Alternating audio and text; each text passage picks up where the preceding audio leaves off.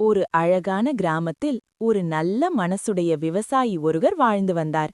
அவரிடம் ஒரு உழைப்பான கழுதையும் ஒரு விசுவாசமான நாயும் இருந்தது. அந்த கழுதை தினமும் விவசாயியின் மூட்டைகளை தூக்கிக் கொண்டு சென்று அவருக்கு உதவி செய்து வந்தது. அதே நேரத்தில் அந்த நாய் வீட்டிற்கு காவல் காத்துக்கொண்டே இருந்தது. ஒருநாள் இரவு விவசாயி தனது வீட்டில் அமைதியாக தூங்கிக் கொண்டிருந்தார். அந்த நேரத்தில் ஒரு திருடன் மெதுவாக அந்த வீட்டுக்குள் நுழைந்தான்.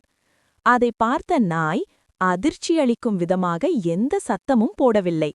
அது அமைதியாகவே இருந்தது. அதை பார்த்த கழுதை நாயிடம் கேட்டது, நண்பா, திருடன் வீட்டுக்குள் போகிறான். நீ ஏன் குறைக்கவில்லை? சீக்கிரம் சத்தம் போடு என்று சொன்னது.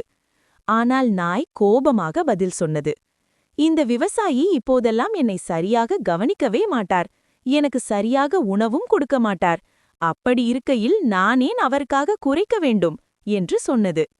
அதைக் கேட்ட கழுதை அமைதியாக சொல்லியது, நண்பனே, நீ சொல்வது சரிதான். ஆனால் நாம் நம்முடைய முதலாளிக்கு விசுவாசமாக இருக்க வேண்டும் என்றது. ஆனால் நாய் இன்னும் அமைதியாகவே இருந்தது.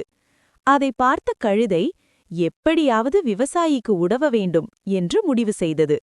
அது தன் குரலில் மிகவும் சத்தமாக கத்த ஆரம்பித்தது. கழுதையின் சத்தத்தை கேட்ட திருடன் பயந்து அங்கிருந்து ஓடிவிட்டான். அதே நேரத்தில் விவசாயியும் அந்த சத்தம் கேட்டு விழித்து வெளியே வந்தார். ஆனால் அங்கே திருடன் எவரும் இல்லை.